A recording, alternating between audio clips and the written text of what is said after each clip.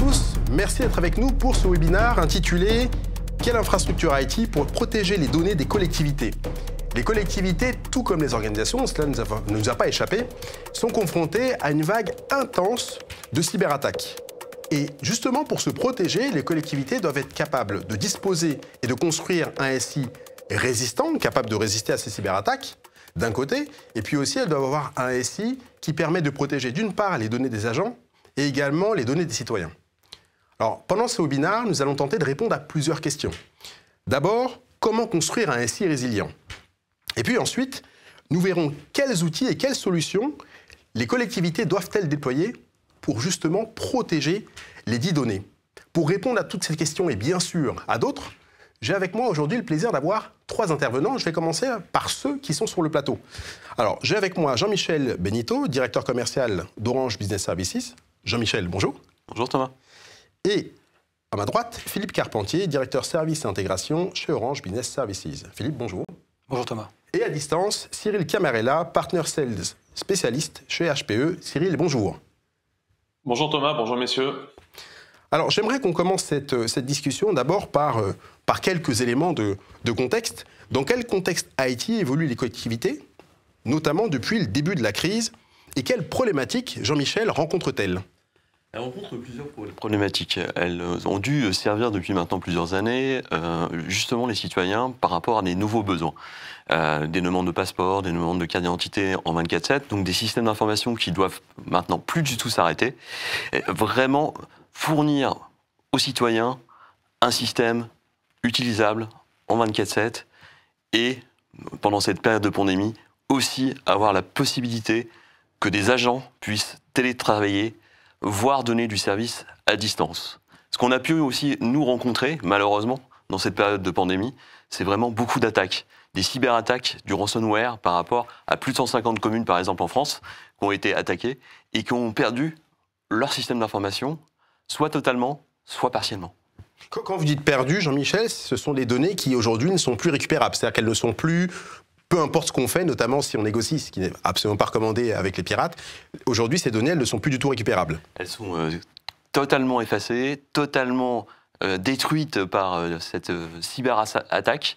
Et malheureusement, même si avec nos équipes d'ingénieurs, on a essayé de restaurer une partie de ces données, malheureusement, ce patrimoine a été perdu. D'accord.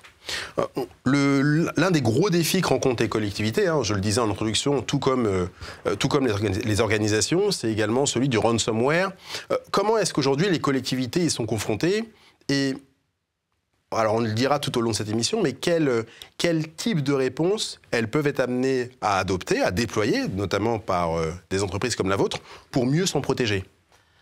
Justement, la partie ransomware fait ressortir des besoins simples.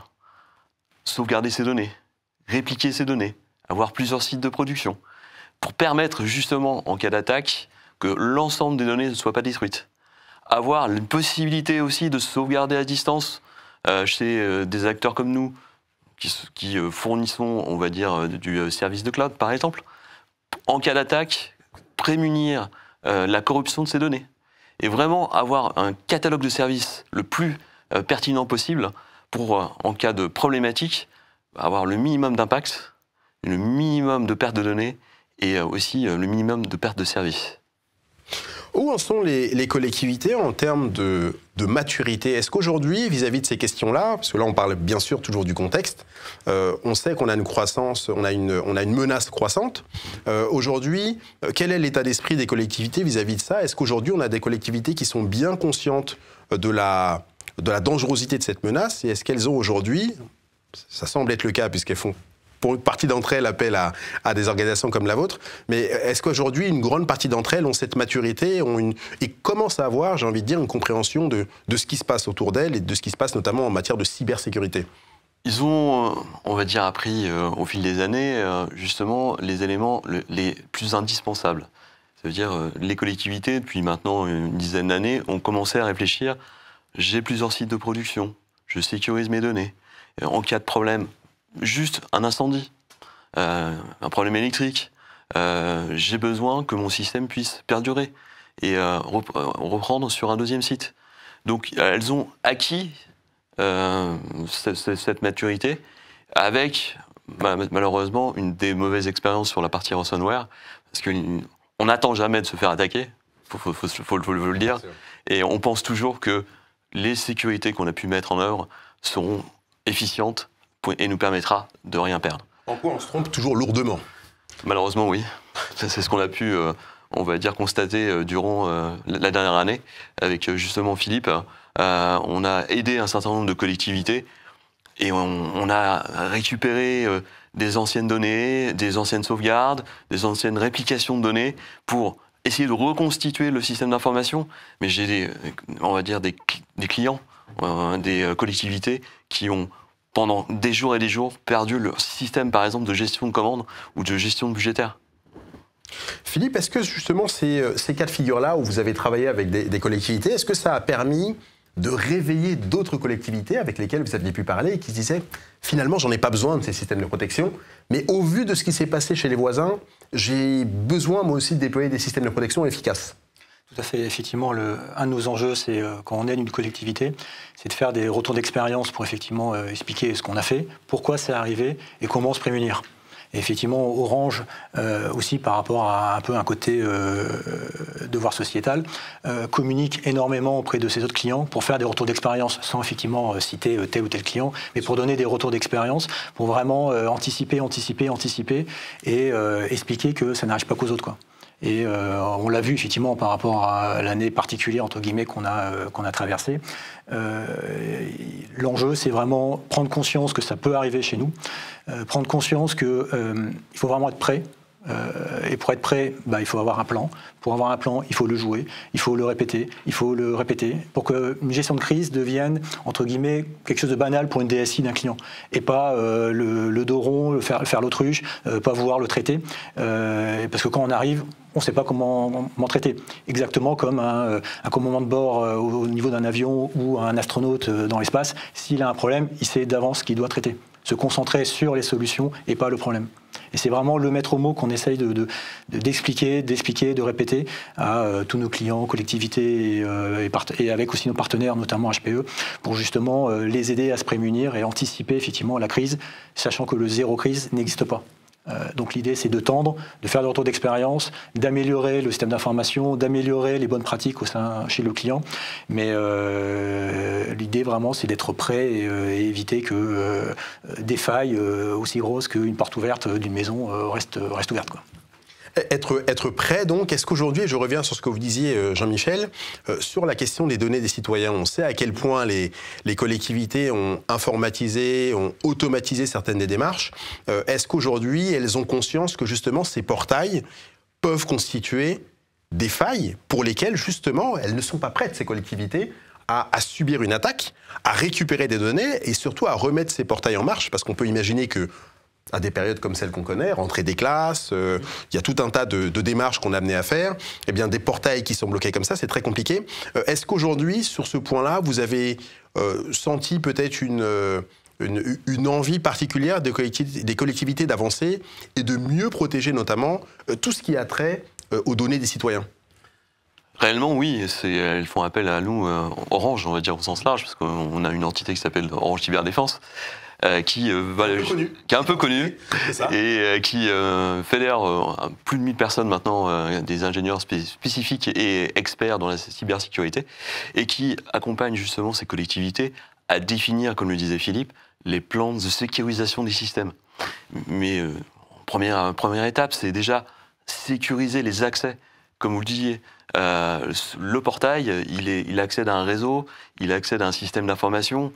Si on ne prévoit pas des sécurités d'accès périmétriques, des firewalls, des systèmes qui empêchent, on va dire, une cyberattaque et on va dire un pirate de pouvoir rentrer, c'est quand même la première étape à avoir dans une collectivité.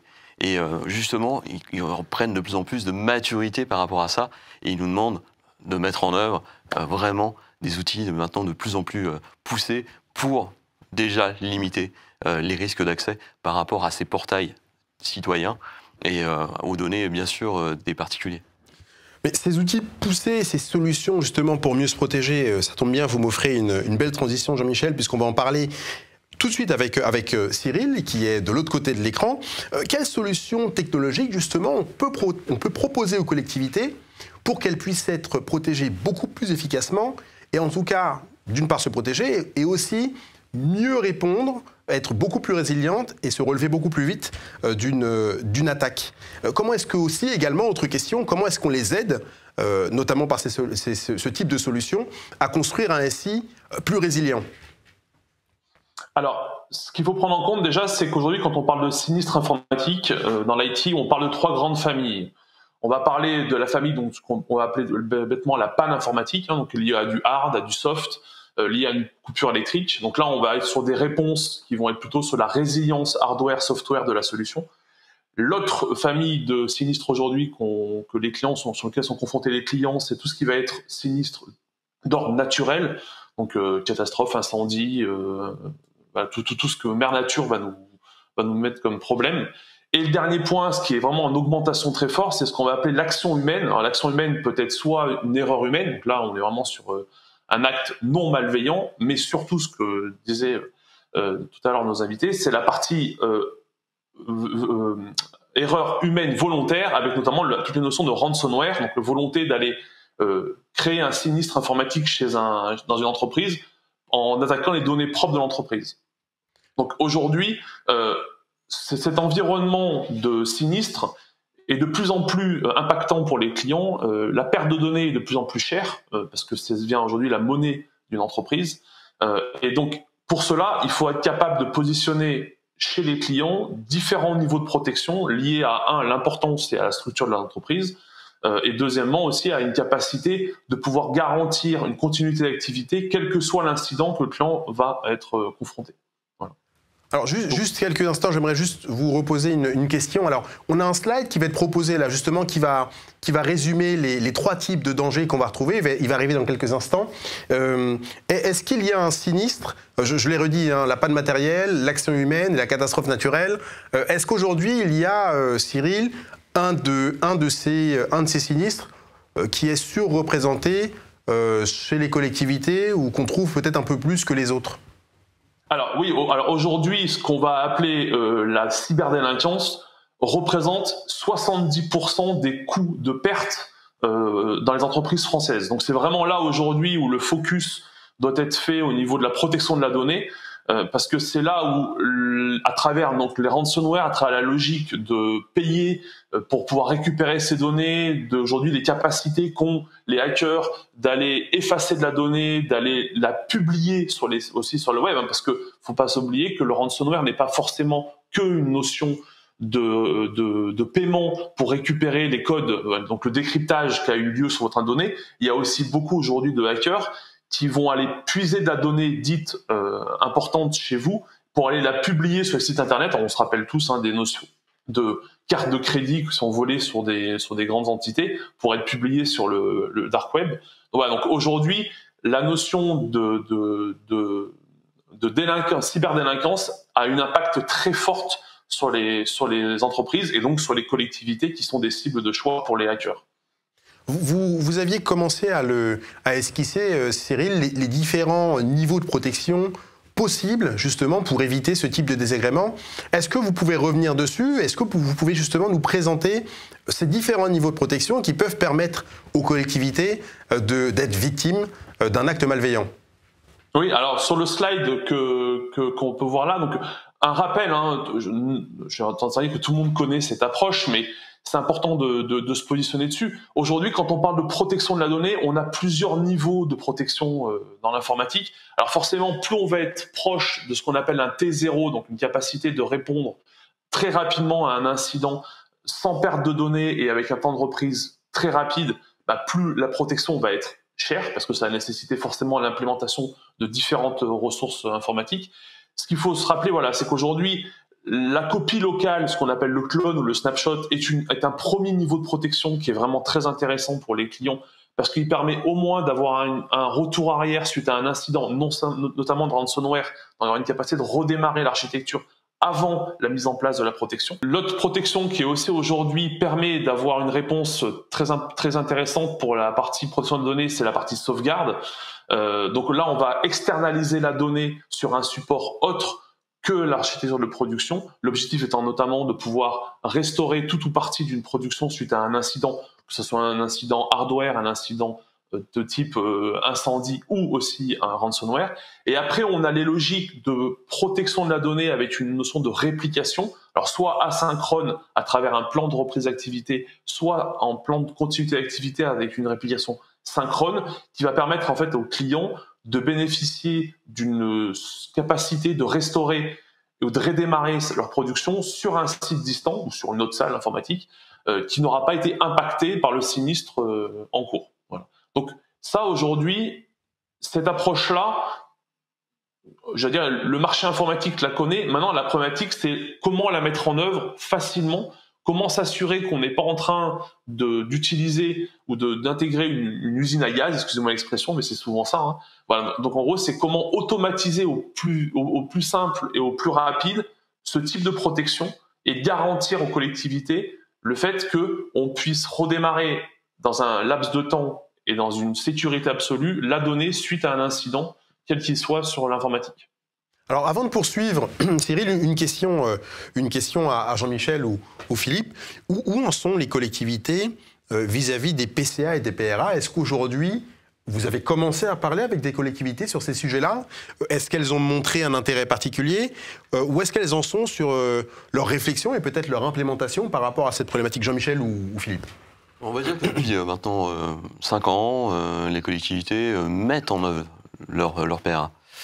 Donc mettent en œuvre leur deuxième site de production, les réplications entre le premier site et le deuxième site pour avoir une possible reprise d'activité en cas de sinistre. Mais comme je disais tout à l'heure, quel qu'il soit, que ce soit un sinistre naturel, que ce soit une erreur humaine, tout simplement, et un administrateur qui fait une erreur sur une base de données et efface justement un certain nombre de données, le système, ayant copié cette base de données sur le deuxième site, permettra quasiment automatiquement et très rapidement de récupérer les données initiales.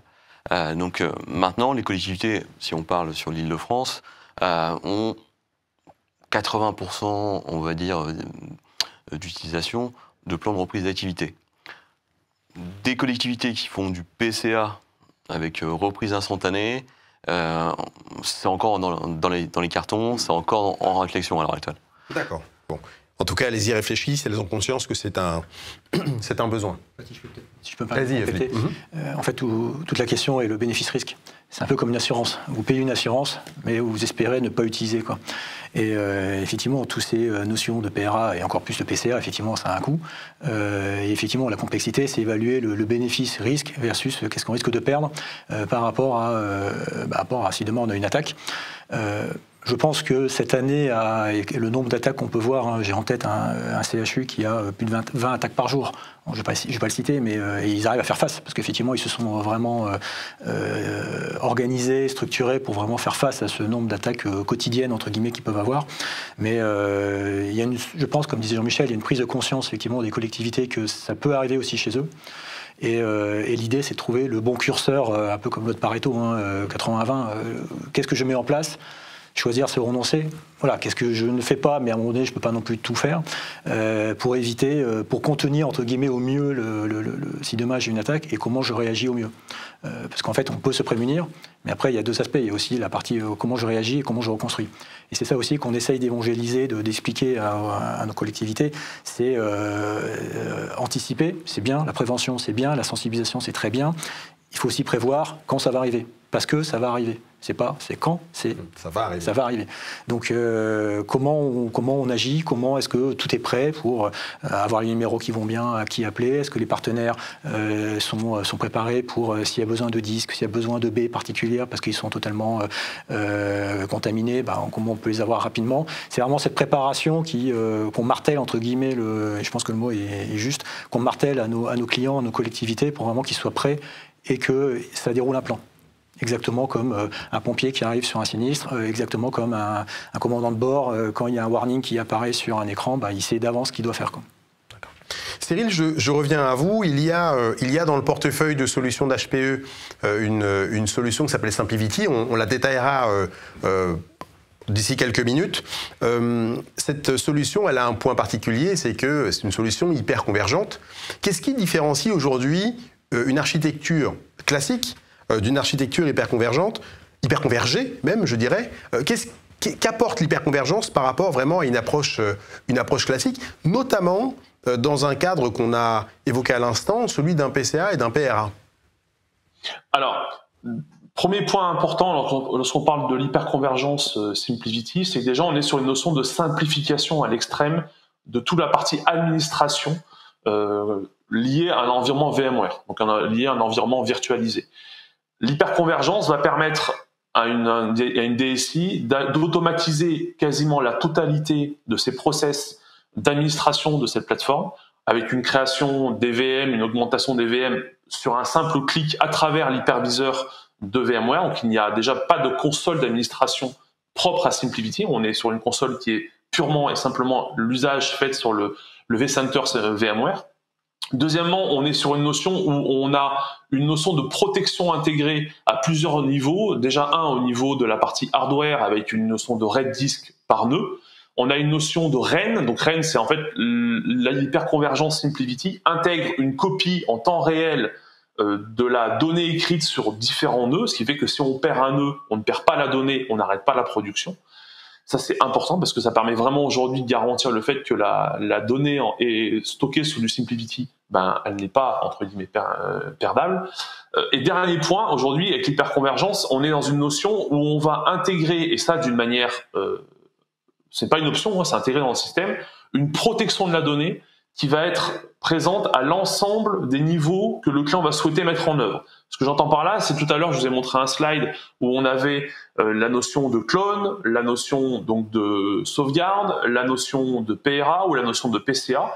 Aujourd'hui, à travers SimpliVity, avec le clic droit sur la machine virtuelle que vous allez souhaiter protéger, vous allez avoir accès en fait à un choix de pouvoir répliquer la donnée, soit si vous êtes sur un cluster et uniquement un cluster de production sans sauvegarde extérieure ou sans PRA, vous allez pouvoir créer des clones de vos VM directement sur la machine à travers un clic droit en définissant dans un premier temps le temps de tous les clones, donc le délai de clone que vous allez générer. Donc le minimum que aujourd'hui SimpliVity sait faire, c'est toutes les 10 minutes. Donc toutes les 10 minutes va être créé un clone de cette machine qui va être stocké localement sur le cluster, ce qui va vous permettre, notamment en cas de ransomware, de pouvoir redémarrer à n'importe quel moment et avec un temps très rapide votre production avant la mise en œuvre du ransomware, afin de pouvoir redémarrer votre production et passer, entre guillemets, les correctifs de nettoyage de sécurité correspondant en fait au ransomware que vous avez eu sur votre production. Également, dans un second temps, avec le même clic droit, si vous bénéficiez d'une architecture Storons, donc qui est la plateforme de protection de la donnée de type sauvegarde d'HPE, vous allez pouvoir externaliser ces clones sur cette plateforme, donc sur lequel vous pourrez également, par exemple, faire du Vim, par exemple, mais également donc externaliser ces clones qui sont centralisés toutes les 10 minutes vers une plateforme extérieure de type Storons, afin en fait de permettre, au cas où votre plateforme a un incident hardware majeur, de pouvoir redémarrer sur la base de ces clones votre production sur la production SimpliVity ou sur une autre plateforme SimpliVity si vous en avez une autre. Et de la même manière que vous soyez sur une notion de PRA ou de PCA, donc là ce qui va faire la différence, c'est purement le lien réseau entre le cluster de production et le cluster cible au niveau du backup, être capable de proposer une approche de PRA ou de PCA simplement avec ce clic droit en disant mes clones SimpliVity, je vais toutes les 10 minutes les envoyer sur une autre plateforme SimpliVity, que ce soit dans une salle à côté ou dans un site sur un autre bâtiment. Et donc ça de manière totalement automatisée et à travers simplement un clic droit. Et cette approche SimpliVity, déjà on est la seule à la proposer sur le marché. Ce n'est pas une option, elle n'est pas limitée en nombre d'usages ou en nombre de machines virtuelles. Elle intègre la totalité des données. Il faut bien prendre en compte aussi que SimpliVity intègre de la déduplication active sur ces équipements, ce qui veut dire que tous ces clones vont avoir un impact très minime sur le stockage que vous allez utiliser sur les clusters. et donc va permettre aux clients de pouvoir mettre en place une vraie stratégie de protection de la donnée, et tout simplement à travers un simple clic droit sur sa machine virtuelle. Cyril, est-ce que vous pouvez mentionner avec nous un ou deux exemples d'entreprises, d'organisations, de collectivités qui ont choisi de déployer SimpliVity, et est-ce que vous pouvez nous dire quels bénéfices justement elles en ont tiré à l'issue de ce déploiement? Alors, sans citer de nom, parce que c'est toujours un petit peu compliqué, mais voilà, aujourd'hui, il faut savoir qu'on SimpliVity a vraiment une position très très forte dans tout ce qui va être environnement, collectivité. C'est un choix aujourd'hui qui est vraiment fait d'une manière assez importante par ce type de client pour HPE.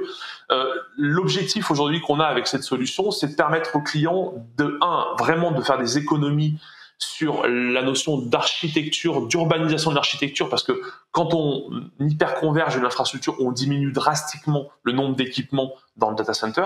Bon, déjà, il y a une notion de green attitude, c'est important, c'est une stratégie forte chez HPE.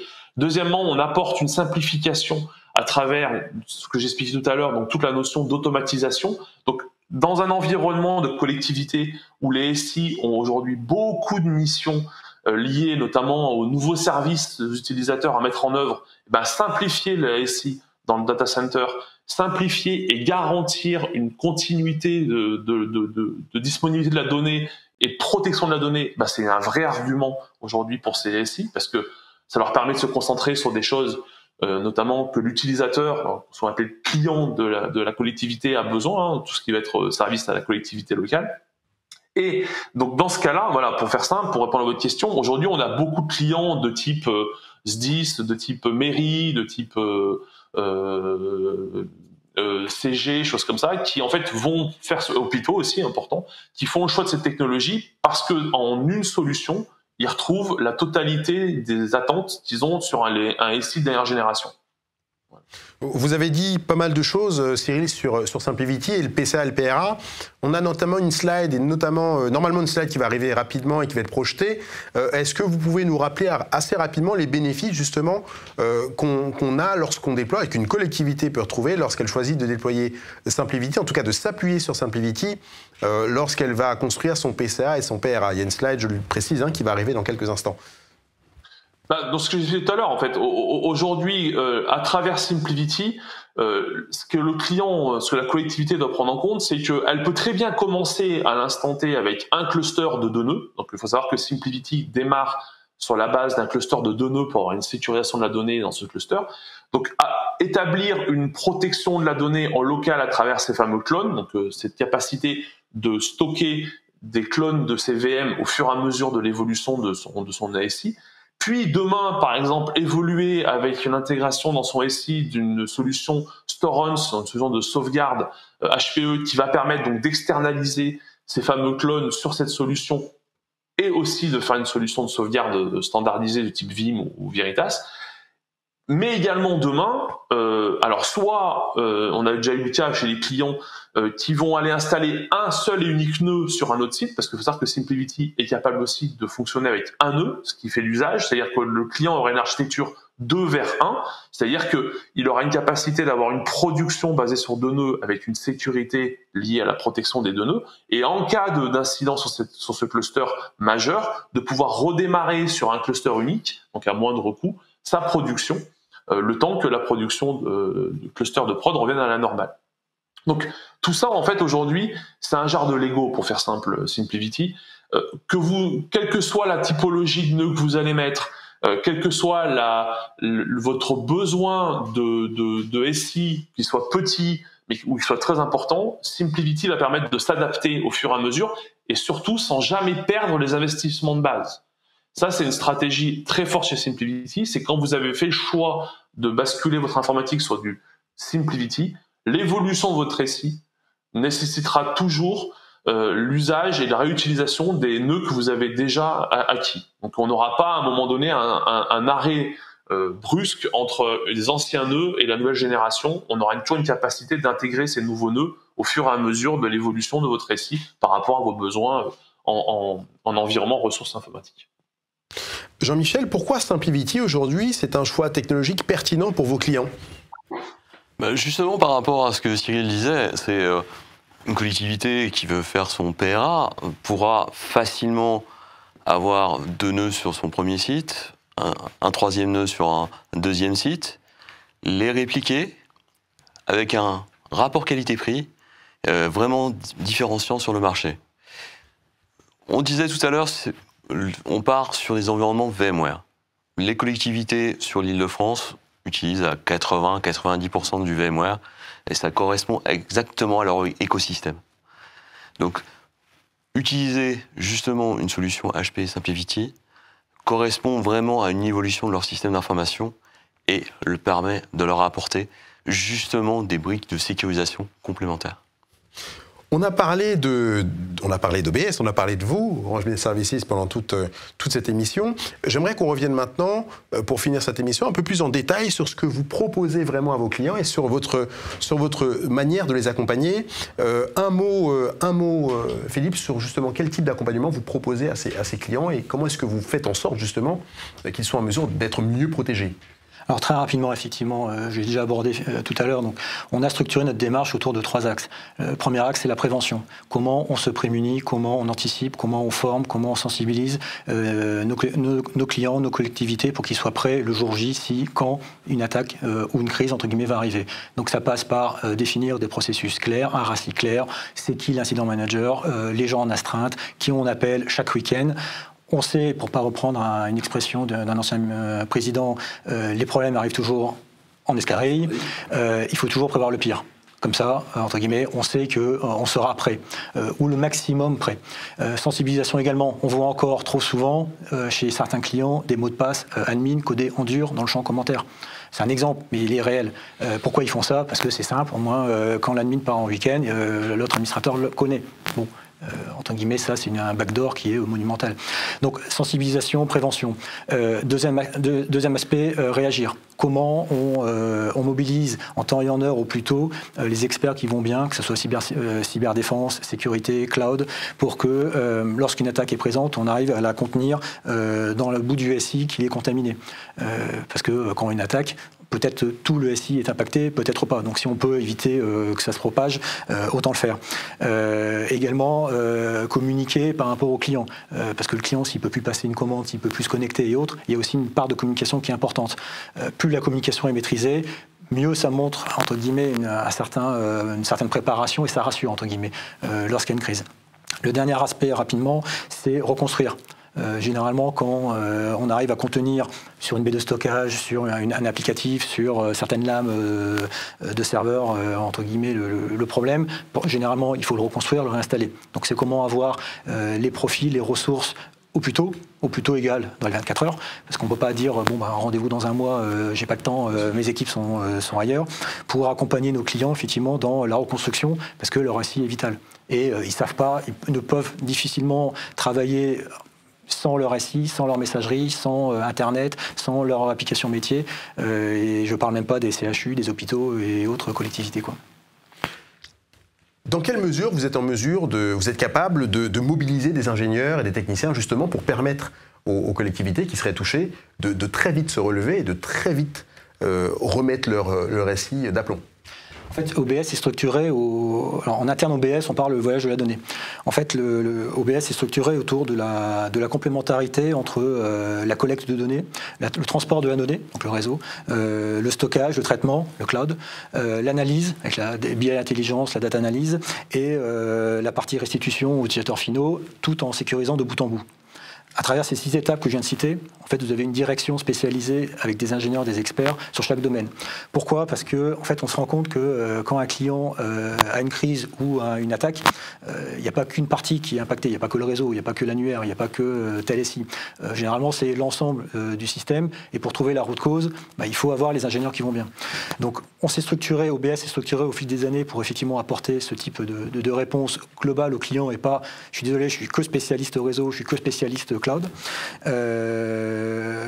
Également, pour répondre à nos clients en mode anticipation, on a de mémoire 16 cyberSOC, une dizaine de SOC, donc des Security Operation Center, qui sont spécialisés pour détecter matière en conditions opérationnelles, mais aussi faire la prévention pour, entre guillemets, un peu comme les éditeurs d'antivirus qui publient régulièrement des patchs ou des notes, pour justement informer nos clients. Et dernier point, c'est que on sait que l'expertise, c'est le nerf de la guerre sur ce type de sujet. Et donc, il y a une politique de croissance, effectivement, côté OBS. Il y a aussi une politique de partenariat avec des partenaires choisis, référencés, avec qui on revoit effectivement annuellement avec la structure Orange, effectivement, le niveau de partenariat et le niveau de réactivité. Et c'est pour ça que ça nous permet, je l'ai en tête, je me rappelle encore le 24 décembre, un groupe hospitalier où 19 sites étaient plantés, entre guillemets, à cause d'une cyberattaque. Il a fallu déployer 19 personnes en 24 heures pour aller sur chaque site et patcher, entre guillemets, les postes de travail. Bon, grâce à nos partenaires, grâce aux gens et aux femmes d'OBS, on a pu effectivement être au rendez-vous et en quelques jours remettre, entre guillemets, le SI d'aplomb pour rendre le service aux utilisateurs finaux. Vous avez, pour faire simple, une escouade de gens qui sont de techniciens, de techniciennes, d'ingénieurs, qui sont capables d'intervenir très rapidement. Et Philippe, je crois que ce sera le mot de la fin. Merci Jean-Michel d'avoir été avec nous aujourd'hui. Merci Thomas. Merci à vous Philippe. Merci. Merci Cyril. Merci messieurs. Merci à vous de nous avoir suivis. Je vous souhaite une excellente journée et je vous dis à bientôt pour un prochain webinaire.